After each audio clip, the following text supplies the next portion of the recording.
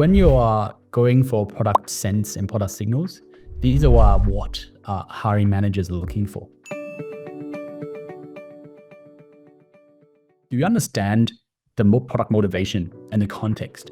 Like, do you have a solid understanding of the product landscape that I'm talking about for both internal and external factors, which is like your macro factors from a market perspective or internal factors from a business perspective? And do you define the product's purpose and the motivation for this product?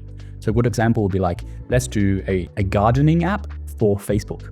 Well, what is Facebook? Well, it's a social networking site, right? So the purpose of that is connecting people together. So a gardening app is probably to do with some sort of like free, find your gardener, connect people together, that type of product. Second part is determining the target audience. Do you think from a customer's perspective and hone in and identify and prioritize that customer segment? So this is about using relevant criteria to define the target audience and provide rationales for why that audience has been picked and provide pertinent criteria to define the user segmentation. And then problem, like what's the problem that's been set? Identified problems that's been identified for this person or this target audience. How do you solve that problem? And this is the last part, solution development. Do you have a creative but yet feasible solution to do it?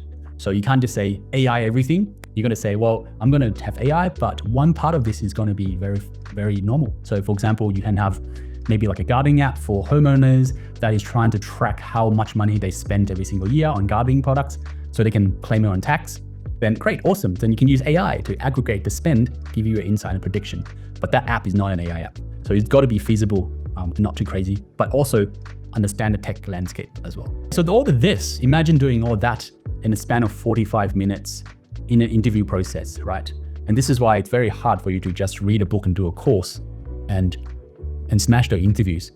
You have to walk the path, you have to build something to really know, because by the process of you building something, you have to know who your audience is. You have to know what the product problem is, and you want to build something yourself.